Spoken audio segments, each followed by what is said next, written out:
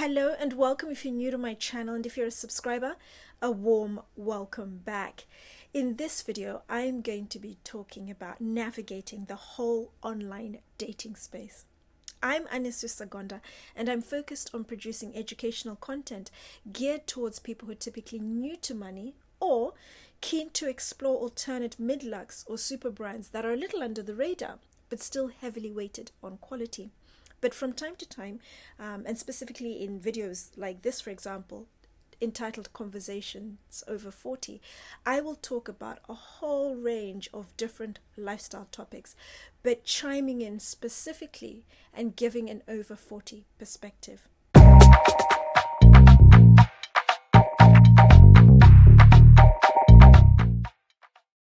For the sake of clarity, I'm focused on heterosexual relationships with men who are professionals, so either in the corporate space or entrepreneurs. I'm somebody who was very late in adopting the whole online dating trend, or embracing it rather. And that's because I'm a chatterbox. I find it easy to start conversations with people. So I just wanted to meet someone organically out and about, as I've done. I'm going to attach the video above, where I was out on South Bank and ended up spending the whole day with somebody and had a really good time. I wanted more of those kind of scenarios, but I just found it very difficult to meet the number of men and an available pool of men. So available being single, widowed, but available, they had no legally binding partner with them. And the other thing is, I found with a lot of my over 40 friends in particular, they were just so particularly disparaging. Very few spoke positively of online dating, and the general consensus was you tend to meet a lot of very broken men, or men who just are non-committal. They're just after a lot of fun, which to me is fine, provided both of you are on the same page. But the broken thing I didn't really buy into, because like everything, there are exceptions to the rule. I genuinely felt there were some good men out there, but you just had to be a little more discerning, put in a little more effort into finding them. And as somebody who just doesn't believe in working hard, I'm very much work smart. So I thought, work smart, date smart. So before I started the online dating, I put a lot of effort into it and thought, and I wanted to do it differently. I wanted to have a really positive experience.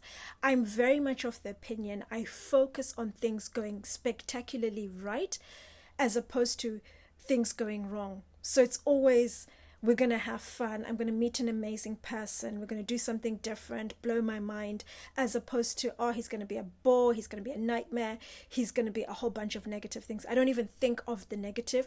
I just focus on how much fun I potentially will have on that date. So in terms of work smart, date smart, there are a number of things. There are 5 things that I can pinpoint that really made a difference. And I think if you do a good number of these, if not all, it'll put you on track. First of all, being discerning with the sites. I didn't typically go for your standard hookup sites or apps like Tinder, for example. I was a lot more discerning. I went for sites where you'd get a good number of professional men on them, first and foremost. And the thing that I really focused in on was the paid sites. To me, that was important because it showed a level of commitment. Someone was willing to pay to find good candidates. They wanted their money to work for them, and vice versa. So I put a lot of effort into my profile as well. So finding the right sites with the right caliber of men, and then putting effort into my profile. So effort in terms of what I wrote, how it was written, what I put into them. That was really important. So it read while somebody looked at it and automatically took me seriously from the first impression that, okay, this is somebody who is educated, who can put together a decent sentence. And so their response would be a little bit different. Granted, I didn't always get the type of men I wanted. You'll always get people who don't care. They're just after one thing, which I wasn't after.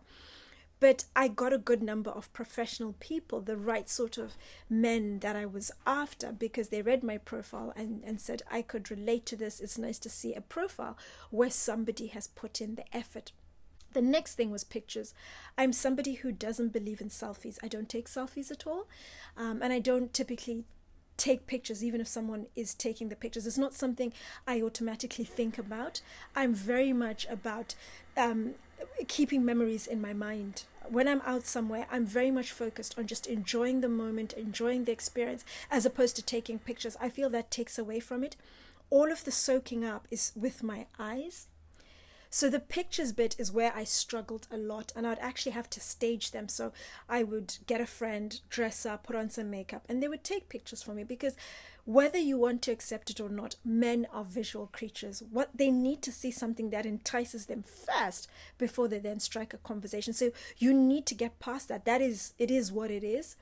And then once he's past the visual, okay, she's attractive, I can see what she looks like, it's amenable to me.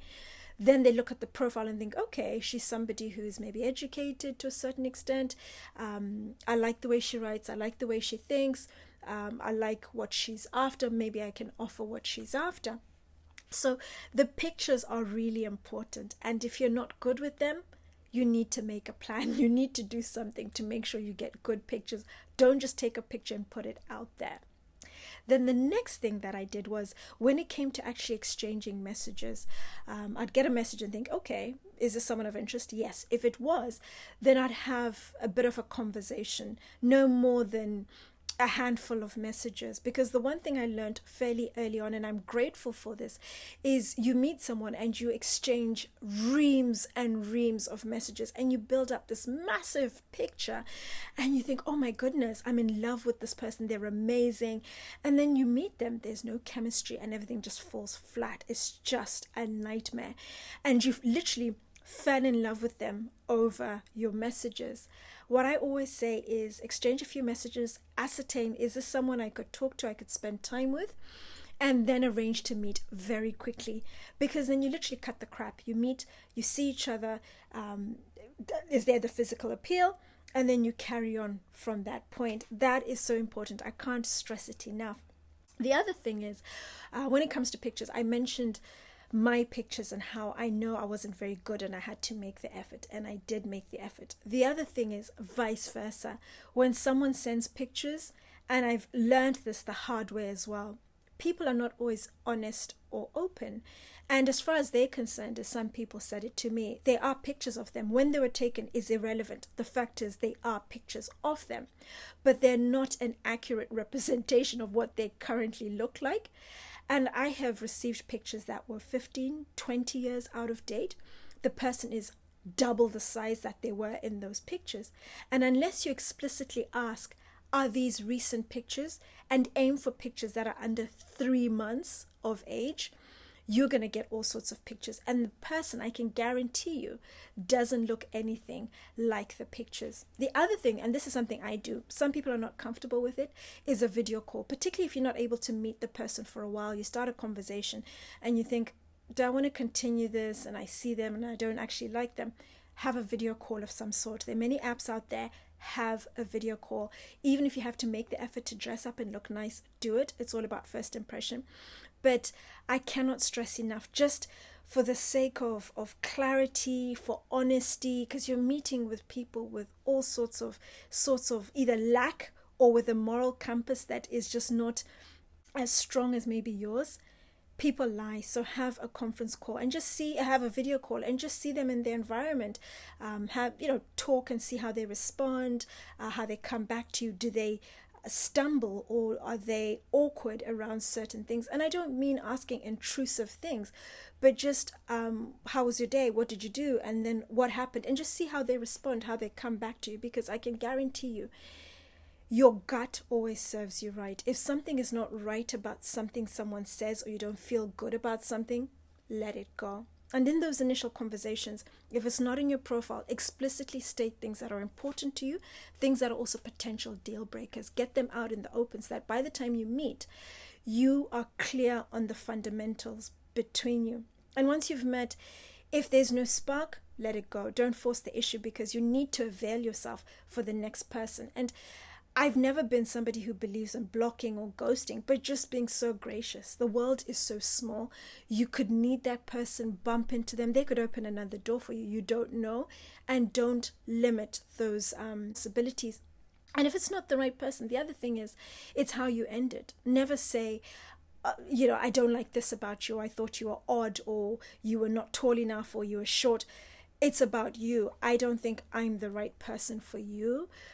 To me, that is just so much more appropriate than taking a dig at someone. People become defensive, and rightly so. But if you can't look past their shortness, you can't look past the fact that maybe they're not so intelligent, can't look past the fact that they're not as worldly, whatever it may be, it's about you. You are the one who can't look past it. So you are not the right fit for that person.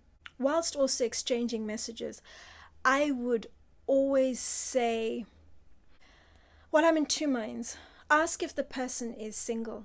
Are they married? What is their status, relationship status? Or do they have children? Things that are deal breakers, things that are absolutely crucial. Find that out before. That way you don't waste each other's time. If you don't want somebody who's married, then you know from the get-go that this is not something that's going to be appropriate for you. But what I can say is, when you do start dating, if you do start dating someone and it doesn't go far and you end after a few months or a year, whatever it may be, I always say, take time out, reflect for a second. What did you learn from this relationship about you, about relationships? What can you change? What can you improve about yourself? Because there are lessons in everything. And I think sometimes we just bumble from one relationship to the other without really thinking through, what am I taking? Is there a common theme? Is there something that I consistently keep doing wrong? That's why things are not working out for me. What do I need to change about myself? What do I need to reconsider? These things are absolutely crucial. But one thing that's interesting now with the pandemic, I don't know how you guys feel about this, but if somebody doesn't want to have a vaccine, does it mean no date? Are you a no date, no vaccine, no date kind of person? Let me know in the comments. It'll be interesting to hear what your thoughts are on that topic.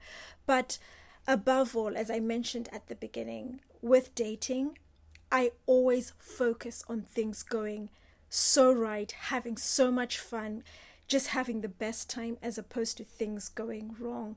That has put me in really good standing, because it's a theme I carry through my entire life. I never look at it from a half empty, always a half full perspective. And once you put out positive energy, because it is so true, what you expect is what you attract. You want a good experience, you want to meet a nice person, you want to have fun, you want to have a fulfilling relationship. Put it out there, because energy, vibration, that stuff is real. But let me know your thoughts in the comments down below. What have been your shortcomings, your shortfalls? What have you struggled with online dating? It's something I have enjoyed so much and still continue to enjoy. And I pinch myself sometimes that, wow, is this happening? But nothing but really positive, happy experiences for me. As always, do share, like, and subscribe, and I will see you again soon. Take care.